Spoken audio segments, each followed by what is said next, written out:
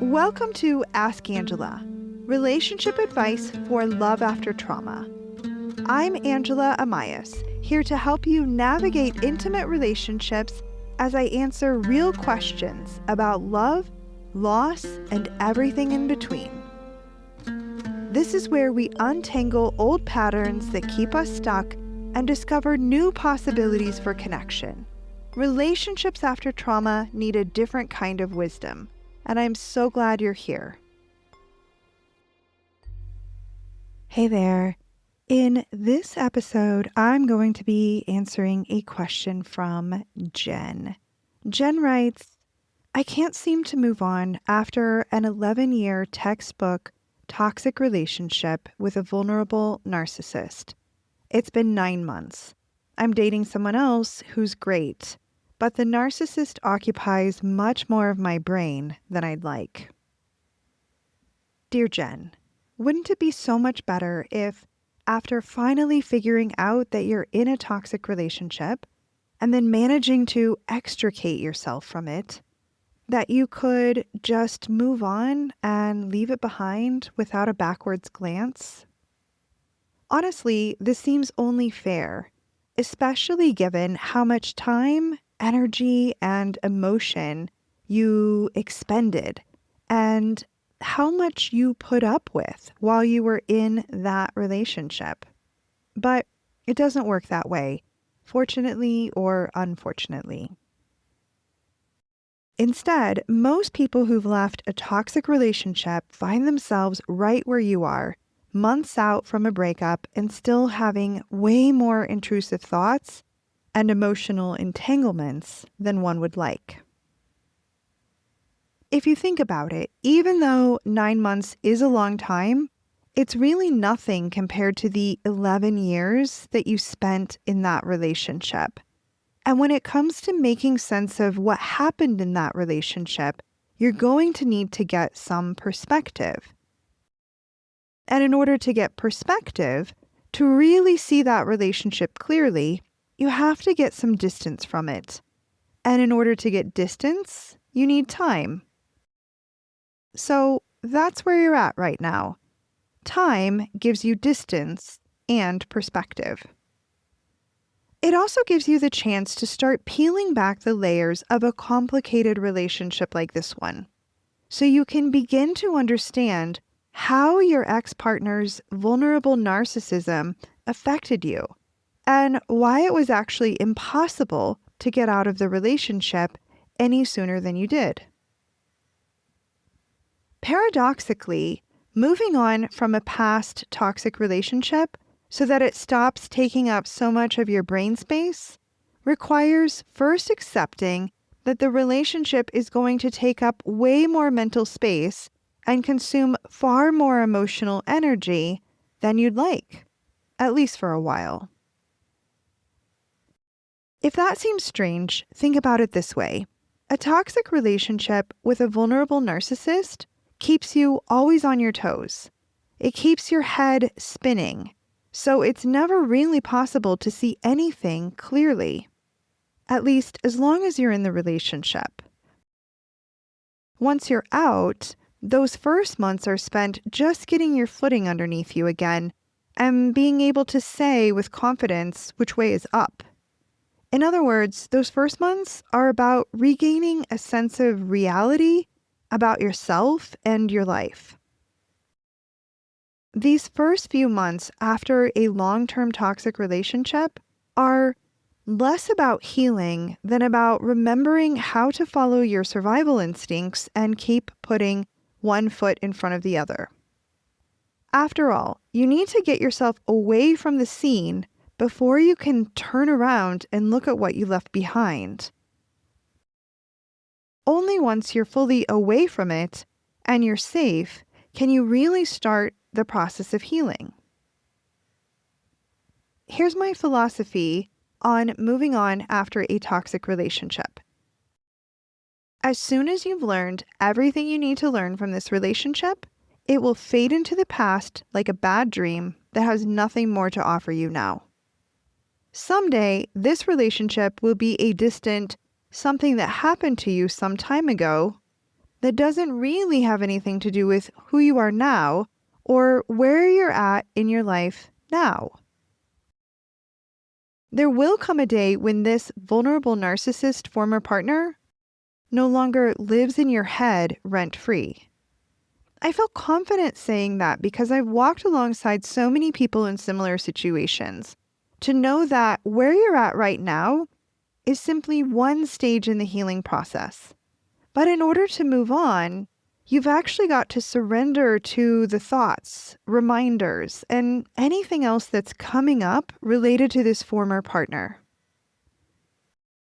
As unpleasant as it might be, you've got to let those memories have their way with you because they're carrying vital information that you're going to want to have in the future.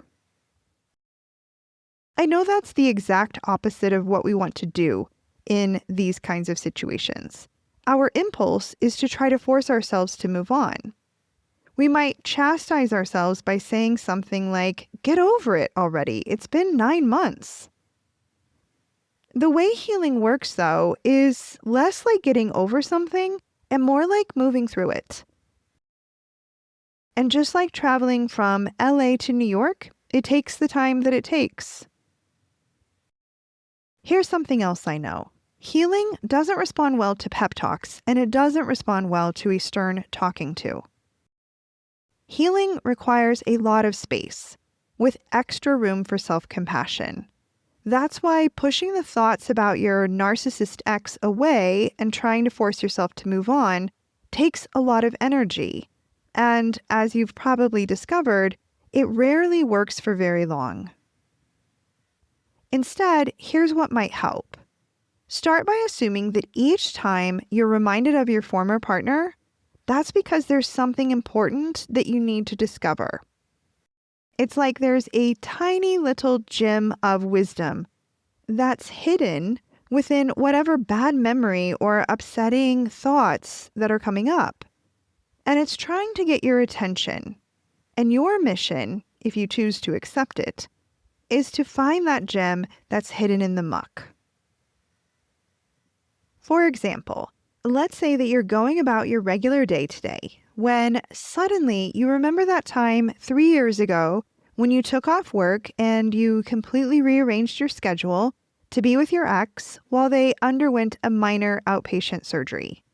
You'd thoughtfully prepared a care basket for them with all their favorite things, and you spent the rest of the day doing whatever you could to make them comfortable, going so far as to watch a 12-hour Real Housewives marathon, even though that's most definitely not your thing. The next morning, when you're heading to work, you open Instagram to see that your partner has given a shout out to an acquaintance who dropped off a get well soon card. Their photo of the card has the caption, "Good to be reminded that some people still know how to care."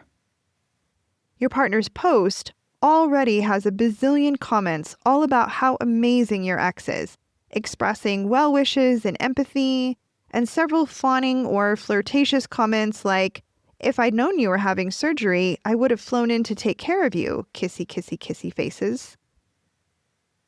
As you read these comments, you feel a wave of confusion, shame, anxiety, jealousy. Did I not do enough to show I care? It sounds like I wasn't even there yesterday. How come the things I did don't count? Ugh, why am I getting so worked up about this? I'm making a big deal about nothing. But why don't I get any credit for everything I did? When you have a memory like this come up, it often stirs up all of the original feelings that you had about it, alongside even more feelings that come as you're remembering it. Sometimes one memory can work like a magnet that attracts a lot of related feelings and emotions from other occasions, which opens up an opportunity to heal a lot of things at once, but it also takes up a lot of mental space. If your usual response to these kinds of intrusive memories is to have an internal cringe response or feel upset, you may try to push the memory away and just move on with your day. You might tell yourself that you're so much better off now. Or you might feel bad about how little care and appreciation you received in that relationship. Or you might subtly judge yourself by thinking something like, what on earth is wrong with me that I put up with that for so long? But if you stay with that memory or thought or whatever way your vulnerable narcissist ex-partner is showing up in your head in this moment, instead of trying to push it away, you have the opportunity to get curious and ask, why am I thinking about this right now? You probably won't get an immediate answer, and that's okay. Just being open to the possibility that there's something you can learn from past experiences that were painful is actually enough. It gives you the space to hold the memory that comes up and witness it from a different, perhaps wiser or more compassionate perspective. In my experience, when you're able to cultivate an open acceptance to intrusive thoughts about a past toxic relationship, the moments of insight and wisdom will come eventually. Using the example of a partner's post-surgery Instagram bid for attention, let's say that you find yourself remembering how bad you felt when you read your partner's post and the responses, or how annoying it was to read all the comments from others who felt so sorry for your partner, who believed that your partner wasn't getting the care and attention that they deserved. Let's say that this memory reminds you of how invisible you always felt in that relationship and how you never felt like you were good enough. You might surprise yourself by asking, hold on, why did I always assume I was in the wrong anytime there was tension in that relationship?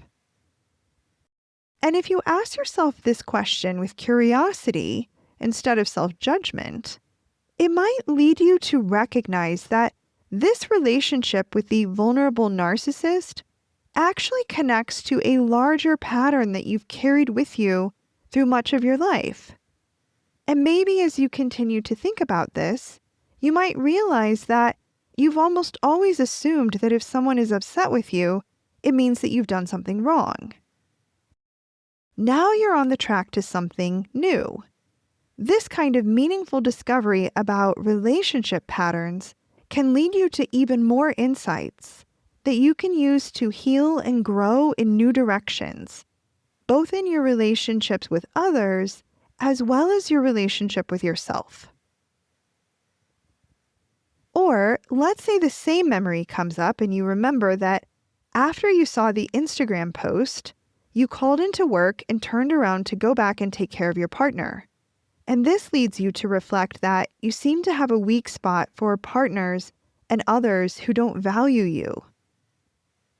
So that instead of detaching from relationships where you're not appreciated, you double down and try harder to prove your worth to the other person. Peeling back the layers and getting to the root of what happened and why in past relationships begins with recognizing that even though we just want to move on and we don't want to think about the unpleasant or painful experiences, there are very valuable things we can learn if we do make space for these thoughts when they come up. Now, this doesn't mean you have to obsessively dig and unearth every bad thing that happened in the relationship in order to uncover every possible insight and little piece of wisdom. Instead, you can try trusting that whatever you need to learn in order to grow from this relationship will present itself to you. And all you need to do is pay attention and be curious.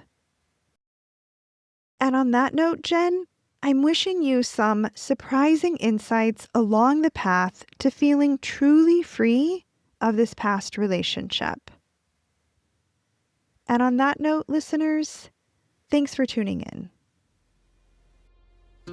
That's it for this episode of Ask Angela, Relationship Advice for Love After Trauma.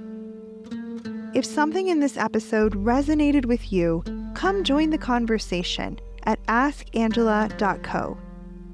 And if you'd like to submit a question of your own to be considered for a future episode, you can also do that at askangela.co. I'll be back soon with another episode, and until then, lots of love.